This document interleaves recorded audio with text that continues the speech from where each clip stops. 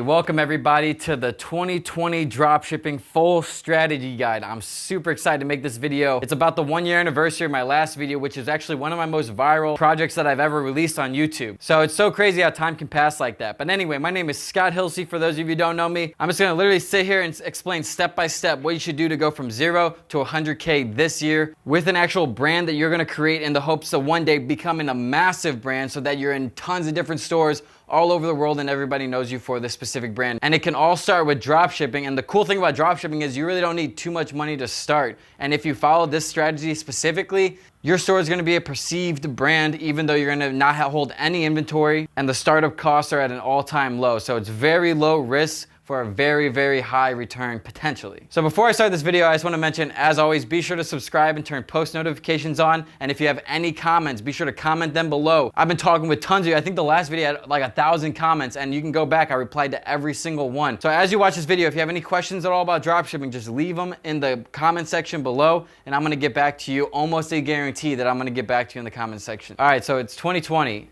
Things are changing in dropshipping. There's a lot of new things happening and there's a lot of old things that are getting phased out. So the reason I want to make this video is just simply talk it through you guys so you can actually hear and you can actually visualize where you're going and just have a better direction overall. This is a step-by-step video for those of you visual learners or anyone who wants to have a deeper insight and just visualization of what I'm talking about. I do offer a course called Simplified Dropshipping. It's click by click. You can check that out in the description below as well as the pinned comment. And be sure to watch this video all the way through. It's very important that you watch it all the way through so you can actually have that end goal in mind. You can actually see it. I'm literally gonna go from everything from product research to picking your product to making your Facebook ad to scaling the Facebook ads to fulfillment to outsourcing. Literally everything is gonna be included in this video. So since I'm putting a lot of effort into this and since I'm putting a lot of info out there, if you guys just do me a huge favor and smash the like button right now. One click is all I ask from you guys. It takes less than a second and it helps me out tremendously. So please do that for me right now. Now let's hop right into it. The only types of products you wanna sell are the types of product you can brand, and the only types of product you can brand are the types of products that are gonna shock the customer, that most people haven't seen before, and is just overall a cool product that most people would, share on their website, or share on their Facebook rather, even if they're not buying it. That's usually one of the first thoughts I go into. It's like, would a video ad for this product be shared by people simply because it's cool, not necessarily because they're buying? So before we get into the product research aspect, these are my rules for actual products. 1, can't be found in department stores like a Walmart or anything like that. It can't be like a common product that anyone could see your ad and then just like walk down the street and buy it themselves instead of waiting 2 weeks. It's gotta have a large enough audience that you can like scale this massively to 1,000 orders a day minimum. You have to have a huge interest audience. So usually I go after products that are unilateral, unigender. Some of my most successful products ever have been iPhone cases simply because there's 185 million iPhones just in the United States, and I definitely don't just sell in the United States. I got my start in selling really unique, cool iPhone cases like that anti-gravity case you could stick to the window. Because I recognize it's like I got 135 million people I can target with Facebook ads specifically to the operating software that they're running on.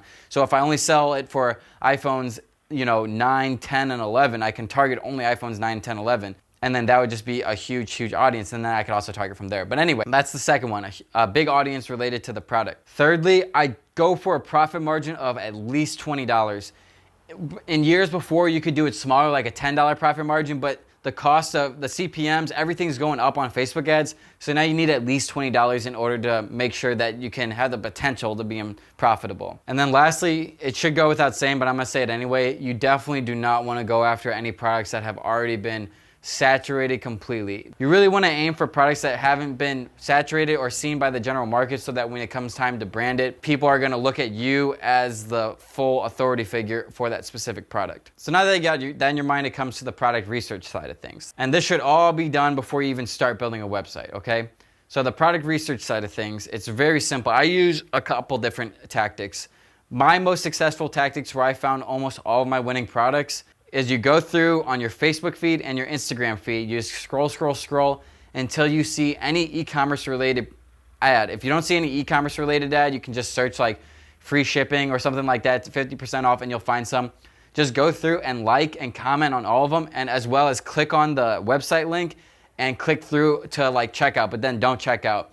Then you're gonna start getting targeted on Instagram and Facebook, all e-commerce ads, because you're looked at as a viable customer. This is when you should start hitting the Shop Now button on all of those ads, because when you hit the Shop Now button, now you can place it in the category of engaged shoppers, where on Facebook you can target that category and it targets anyone who clicked the Shop Now button in the past week. So you gotta make sure you're always doing this, because then as you scroll, as you naturally would through Instagram and Facebook, you're gonna get flooded with product recommendations, and a lot of these aren't saturated. I like this product research method the most because it kind of relies on chance. All these other product research softwares and everything, they aren't the best, simply because once they release a product or once they send out these products, now it's saturated. All the people subscribe, it's gonna be saturated. When you're doing the feed method, you literally just get fed it, and sometimes you'll hit a gold mine. You know, any interesting product you want to save to a folder on your Instagram or your Facebook, so you just have them all categorized for testing. So that's method one. That's usually the best. Method two is you want to go on Facebook search, and you want to search through videos, in quotations, free shipping, 50% off, these terms that would generally pop up e-commerce ads. And then when those pop up, you can go through and you can look at like what's working, what's not. You generally want to aim for videos that have less than 1 million views if you're going to try the product. So say you do the free shipping thing and you notice that there are ads running right now that are like, 500,000 views. Then you're going to take that product's name and then you're going to search it on Facebook, and you're going to see how many other, videos are there of someone selling this product that have X amount of views. And if it's steadily under 1 million or 2 million views, I would say go for it. Anything over that, most likely going to be saturated. Now, what I will say though is most of these people aren't doing branded one product drop shipping. So just like how I took the GOAT case from being saturated to unsaturated with a one product format, you can take saturated products into a branded style and then just breathe an entirely new life into that. So that's something I definitely want to mention right now. Definitely don't be afraid to test if a product has 5 million views, because if you look at their website and it's a shitty general store, chances are that they're not squeezing enough life out of it. So when you take that to your branded one product dropshipping store, it could literally be even bigger than that. After you find your product, now it's time to build your store. And it's super simple to build. Like, this can take you less than 2 hours. You want to use the theme Jumpstart, but unfortunately Jumpstart was actually taken out of Shopify. So you can just use another theme that has like a one product feel to it. All my students in my course do get the Jumpstart theme. That's one of the benefits of actually being in the authentic course, is I linked the Jumpstart theme right away in the second video, I think. And the Jumpstart theme has made millions and millions and millions of dollars in both my revenue and students' revenue. So I know that one works for sure. But it's not the only theme you can use to have success. So just look through their free themes, and I'm gonna explain how you should basically shape your website. After a lot of trial and error, what I found works best is when they come to your website, it's gonna be a GIF, ideally a GIF and text. Well, I mean, flip it however we are. A GIF and a text right here. That's the first thing they see. And the GIF should basically be a short GIF that incorporates what it does, or something appealing that catches their eye. And then right here, it should say the name of the product and a short description. Next section, it should be a picture of it, and then another description box, and at the top of the description box in bold letters, it should describe in a very, very short sentence exactly what it does. So when I was doing the Lucid Dream Mask, it would be, it was a GIF of the Lucid Dream Mask lights going off right here, and then it'd say the Lucid Dream Mask, description, and then down here in bold letters, control your dreams, and then a description on how it works, and then a picture of the product. But in this case, it wasn't a picture of the product, it was a picture of like a universe sort of thing. And then right below that, trust badges. Trust badges are super important to be above the product so that they see the trust badges before they see the product. Or I mean, honestly, they're gonna see it either way, so put it up or down, and then your product. That's it, guys. That is all you need to have a successful one product dropshipping store. But now that you've built it, you gotta make sure exactly what to call it, the domains and everything of it. And this is when you have two choices. There's two types of way to brand your store. One, I call it general name one product branded dropshipping, and the other is branded name dropshipping. So here's the difference between the two. General branded one product dropshipping means that you came across the product and you were able to snag the domain of the general name of the product, so therefore you have the full authority and SEO of that term. So for that Lucid Dream Mask video I did before this, my website was luciddreammask.com. I looked it on Google Domains, $12 for a year, Amazing. Of course I bought that. LucidDreamMask.com. Literally can't get any more perfect than that. But say I searched LucidDreamMask.com and it wasn't available. Well, then I can do stuff like AstralProjectionMask.com. But here's the pros and cons of each. With the general branded one product dropshipping name, you get the SEO, you get the clout, you get the trust factor, you get everything. But on the flip side, on the con side, unfortunately, whenever someone Googles Lucid Dream Mask on Google, they're gonna find tons of Amazon, eBay, just tons of results with, it could be negative reviews, honestly, and then that could affect your business. The pro of having a branded product name such as Astral Projection Mask, that when you Google that, no other products show up. It's for that reason, no other products show up. You got no really competition. The con is it's kind of hard to get someone to trust it when they never heard the name before, but it's generally up to you which route you want to take. So once you've chosen the route you want to take, you want to connect your domain on Shopify, you want to do all that, blah, blah, blah, blah. That's just like the technical side of things. Now you want to create your Facebook page, and your Facebook page should be the exact same name as your domain, and you want to backlink them for sure so that they're linked to each other, and then the SEO starts to grow. But SEO is a whole nother thing that I'm not even going to cover in this video. So you build your Facebook page. Usually what I do for the logo, since I only sell that one product and I'm branding like crazy, I usually just have the one product itself in the logo with the name like in fancy letters underneath of it. That's usually my go-to way of creating the logo for the Facebook page. Now eventually you can create a logo more officialized for the brand, but this is just at the start, guys. This is so you're getting your feet wet, you're testing this product, and you're making sure you don't put too much time or money into this product before you even know if it's good or not. Oh, and I have to mention this about your Facebook page. I made a video about this a couple videos ago, but I have to mention this is super, super, super important. Go to the customer feedback portion of your Facebook pages and make sure that you select to make the survey be delivered in 8 weeks, not 4 weeks as it's usually standard. And the survey is sent to anyone who buys anything from your Facebook ad after 4 weeks and they rank the content. So if after maybe you're struggling at the beginning and at 4 weeks they either didn't get it or they're not satisfied with the quality, all those people are gonna start filling out surveys, and that's gonna make your page go down quicker when after 8 weeks, a lot of people are gonna forget to fill it out. They're gonna forget they even bought it, a lot of stuff. So you're gonna miss out on a lot of bad reviews, potential bad reviews to set to 8 weeks. So I actually leave that link in the description as well for those of you who wanna go and do that. It's gonna be like facebook.com/customer_feedback or something like that. Just make sure you check out below. But I highly suggest you testing with the branded one product dropshipping style. Put in that extra work, because then that way you're gonna ensure that you really juice everything you possibly can from this product and there's no what ifs. So you build the Facebook page, you just build a cover, you can make the cover whatever you want, but most importantly, now it's time to build your ad that you'll be advertising for your product. So the best way to do it to start is you can Google your product, you can YouTube your product, you can Facebook your product, however you want, but you wanna find videos about your product basically. And you're gonna look around. Mainly I go on Facebook and YouTube to find it, and I'll find a bunch of clips and I'll edit them together to look really smooth. Keep it under a minute so that you can also advertise to Instagram, because that's really important. Keep it at like 59 seconds, because if you don't, Instagram won't allow you to advertise on it. So edit that video, and you wanna put your logo on the corner of the video to make it even more officialized that like this is you. And the first 5 seconds of that video is the most crucial.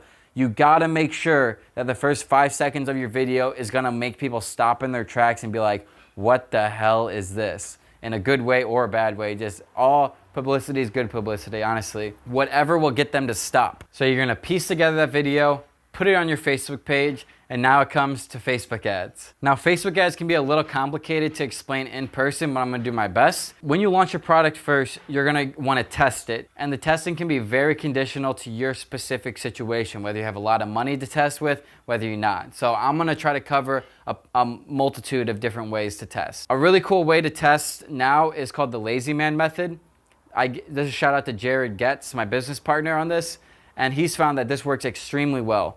So what he does is he'll launch 30 ad sets at $3 each, so $90 a day. This is a more aggressive way to test. And in each of those ad sets, it's completely broad, it's completely worldwide, and it just runs like that. Now, what I do to adapt to that is I don't really want to sell worldwide. I generally want to sell to the big 5, usually the big 4, United States, United Kingdom, Australia, and Canada. Those are my 4 main groups because that's where I can accept payments from. So when I try the lazy man method, I'll usually Do all ad sets in those 4 countries only, no targeting at all. Do not put any targeting on that, nothing. And make sure the box that says expand interest to something, like to expand interest for better targeting, make sure that's unchecked. That's very important to keep that unchecked, because that's basically allowing Facebook to play with your money however they want. After you do this, you go into the rules on your Facebook ad sets, and you make sure that after 24 hours, any ad set that didn't get a view, to kill it. And after 48 hours, any ad set that didn't get an add to cart, kill it. And after 72 hours, any ad set that didn't get a purchase, to kill it. So you're really conserving your money this way, because, you know, if it didn't get a view, it's killed the second day, didn't get an add to cart, and then purchase. So at the end of these 3 days, only go 3 days, you're only gonna have ad sets that actually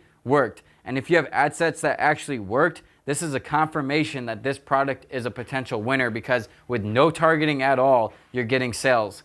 So this basically will give you the clearance to go into the next phase, and that's the scaling. But before I get to the scaling, I want to mention a couple other ways to test, because I don't usually use the lazy man method too much. I usually use my personal method, where I'll launch about 5 to 6 ad sets, $10 each, one being completely broad, 0 targeting at all besides the big 4 countries, and then the other 4 to 5, it'll be a mix between targeting specifically to that product, as well as targeting people I think would like that product that's not specifically related in the interest base. I got this from my friend Noah Tucker. He would target Walmart and like frozen foods for his fake AirPods, because he found out that people who like Walmart and frozen foods apparently like fake AirPods too. So it's like those types of targeting can literally make or break your business.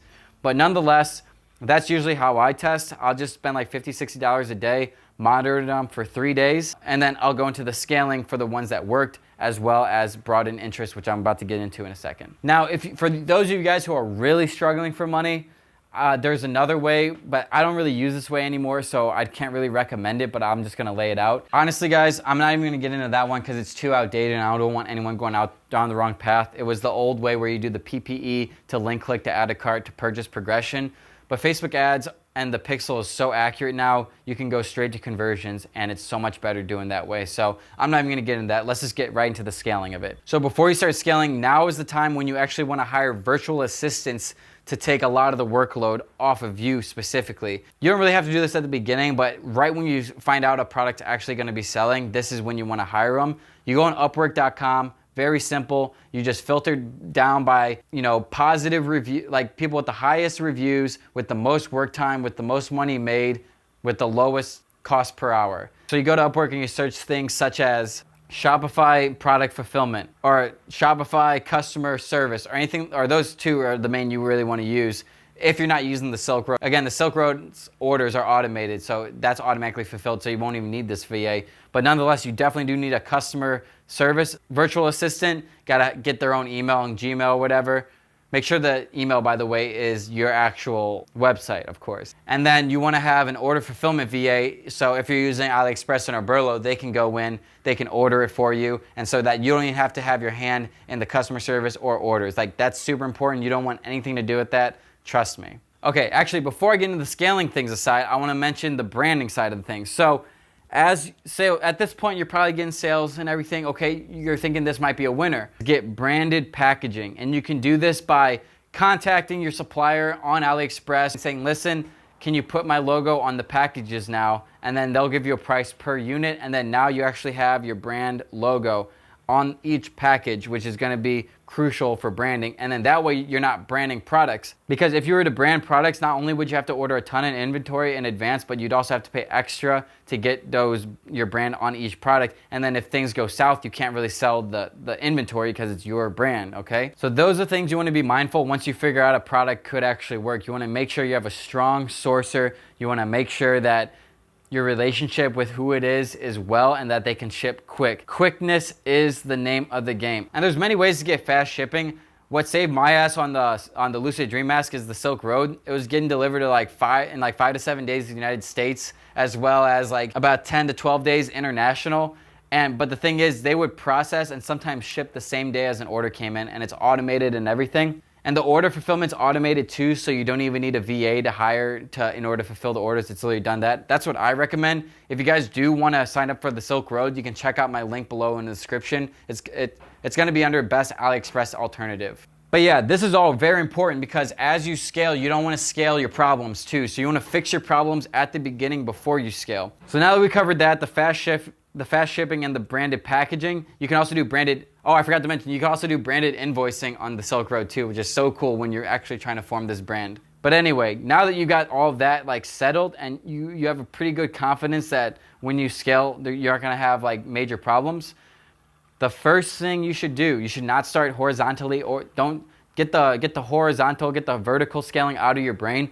What you want to do now is launch tons and tons of $10 to $20 ad sets with all sorts of different interests. I'm talking expand your interests completely, even stuff that doesn't really even make sense. You just want to completely think outside the box. You want to think about specific interests that people would have related to this product, as well as specific types of people you think would buy this product. So just to take into account the lucid dream mask again, I remember I was targeting dreams and all that, but I was also targeting enlightenment, yoga, spirituality, because I feel like all those types of people would be interested in a mask that potentially could make you control your dreams, which is kind of spiritual. So that's what you want to do at this point. You want to launch maybe 10, 15 of those, just completely expand it as much as possible so that your pixel has a broader range of view so that it can hone in on the right ones. And some won't work, some will. But you want to keep doing that every 3 to 4 days until you start seeing really, really good results. And then that's when you should start scaling your successful ad sets. And you want to kind of do this in correlation while you're testing the other ad sets. So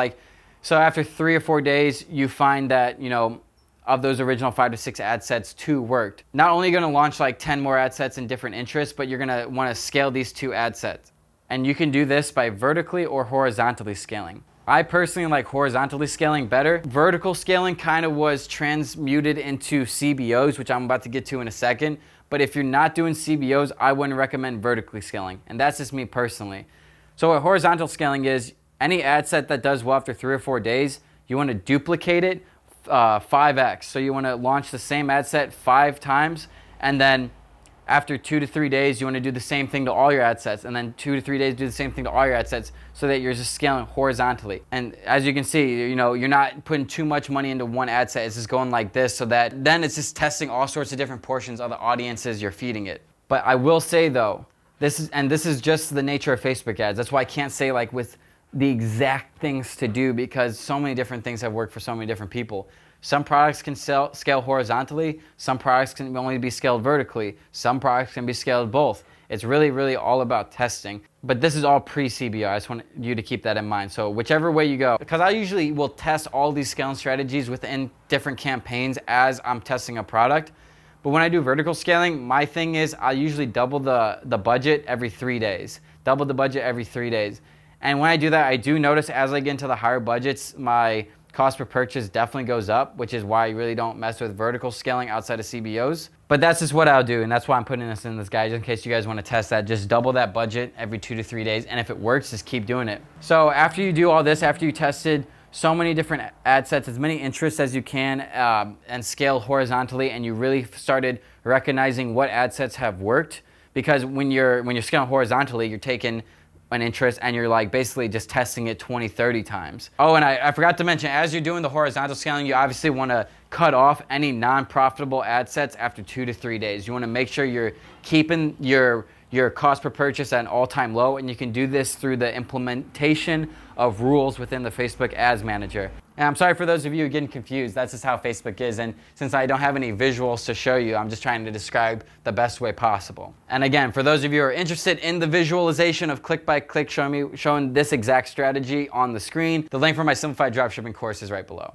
So after about 1 to 2 weeks, you're going to really start noticing what ad sets are just doing phenomenal. And you want to take your best 5 and you want to throw them into something called a CBO campaign. What CBO is, campaign budget optimization. So now you're just putting a lot more trust into a computer that knows exactly who to target, when to target, and how to target, rather than yourself. You're taking a lot of that work off and you're handing it over to a computerized system that really is getting so smart at doing what it's doing. That's why CBOs are great for scaling. So you're gonna take your best 5 interests. Say you have like 11 ad sets that are just doing phenomenally well. You don't wanna put all those in one campaign. You wanna take your top 5, put them in one CBO campaign, start it at minimum $200, and then you're gonna take those other 6, put it in another CBO campaign, minimum $200. And then it's the same as the vertical scaling. Every 2 to 3 days, you're gonna wanna double that budget as long as it's profitable. Keep doubling, doubling, and doubling. And the difference between scaling like that with the CBOs than it was with the vertical scaling with the ad sets is I've noticed when you scale with a CBO campaign like that, when you increase the budget, it really doesn't affect it too much. Like it can remain pretty consistent. And that's the beauty of the CBO.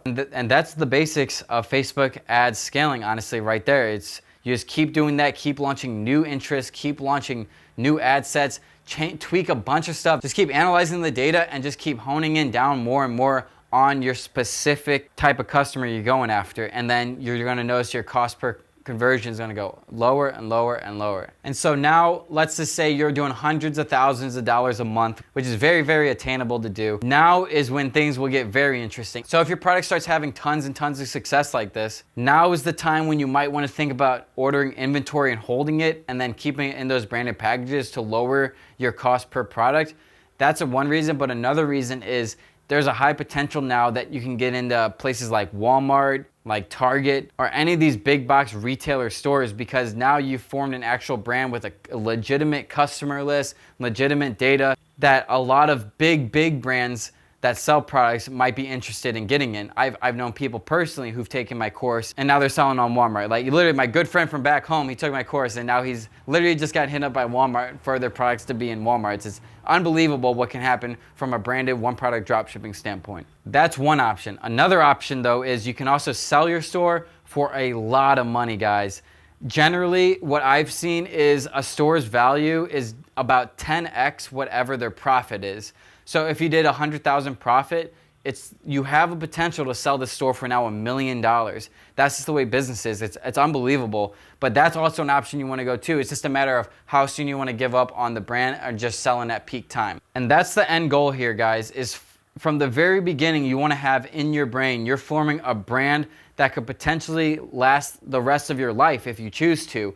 There's been many brands out there that started as dropshipping companies that literally just scaled into massive corporations. A few of them that I can think of right now is Movement, MVMT, that massive watch company. I know a lot of you have seen that. They started as a dropshipping company, just two college kids dropshipping. The Burrito Blanket, Andrew and Tyler, those two guys, they started dropshipping the Burrito Blanket, and then all of a sudden, they got a huge deal with Macy's and they're in these stores. I'm pretty sure Fashion Nova even started as dropshipping, but they were like one of the OG dropshippers, if I'm correct, back in like 2013, 2014 maybe. I don't even know, but that's just what I've heard. And there's so many more brands where that came from, where it literally started as a dropshipping company.